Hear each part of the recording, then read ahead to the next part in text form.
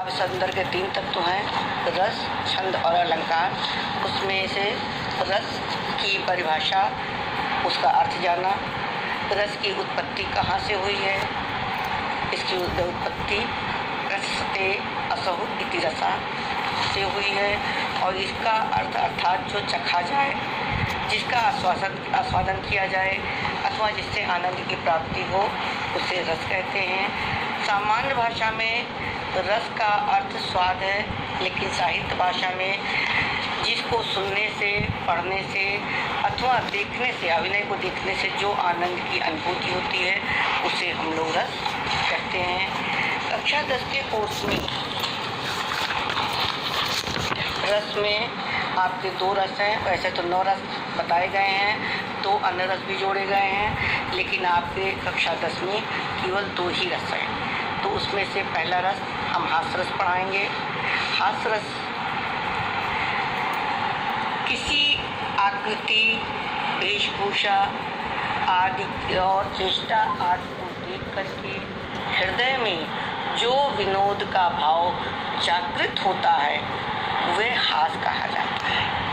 यही हास्य जब विभाव, अनुभाव और संचारी भाव से पुष्ट हो जाता है, तो उससे हास्य रस की निष्पत्ति होती है या उसे हास्य रस कहा जाता है।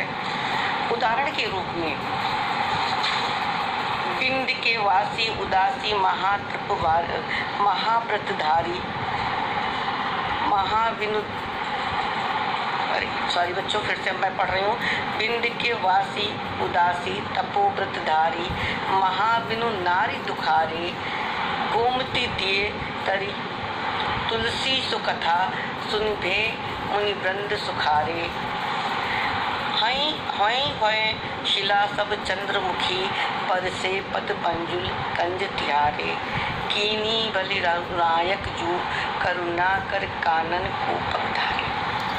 इसमें इसका ये अर्थ है कि विंध्याचल के जंगल के जो निवासी थे, तपस्वी आदि मुनिगण, वो लोग, क्योंकि उनकी शादी नहीं हुई होती है, तो उन्होंने ये कथा सुन रखी थी कि एक बार अहिल्या गोमती ऋषि की पत्नी, जो गोमती ऋषि के श्राप से पत्थर बन गई थी, वो भगवान राम के चरणों से पुनः स्त्री हो गई थी।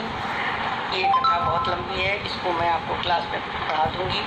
तो उसको सुनने के बाद जब रामचंद्र जी वन को जाते हैं, तो वहाँ के जो मुनिगण हैं वो बहुत खुश होते हैं कि अच्छा हुआ कि दया करके रघुनायक अर्थात श्री रामचंद्र जी कानन अर्थात वन की ओर उन्होंने अपने पैरों को रखा है, जिससे यहाँ पड़ी हुई सारी शिला मतलब पत्थर चंद्रमुखी स्त्री के रूप में हो जाएंगे, उनके चरण का स्पर्श करके, और हम सबके पास एक एक स्त्रियाँ हो जाएंगी, ये कहते हैं।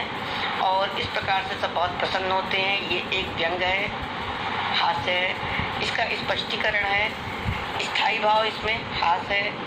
विवाह के 2 अंग हैं। आलंबन विवाह, जो बिंद के उदासी मुनिगण, उदासी वासी हैं, उदास वासी। आश्रय क्या है? पाठक जो पढ़ रहा है।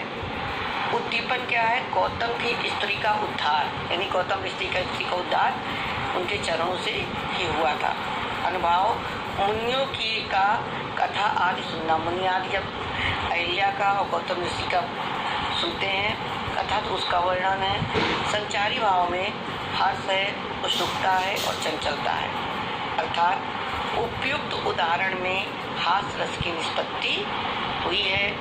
बच्चों, इसको आप लोग अपनी कॉपी में नोट कर लीजिएगा पूरा का पूरा, और याद भी करिएगा, क्योंकि आज हम आपको केवल एक रस पढ़ा रहे हैं, कल दूसरा करुण रस पढ़ाएंगे, इसलिए इसको अच्छे से याद कर लीजिएगा। आगे भूलने की आवश्यकता की किसी प्रकार से आवश्यकता ना हो, इसलिए इसको याद जरूर करिए और लिख लीजिएगा। धन्यवाद बच्चों। सुप्रभात कक्षा 10 के बच्चों। पिछली कक्षा में हम लोगों ने हिंदी में काव्य सौंदर्य के तत्व में पहला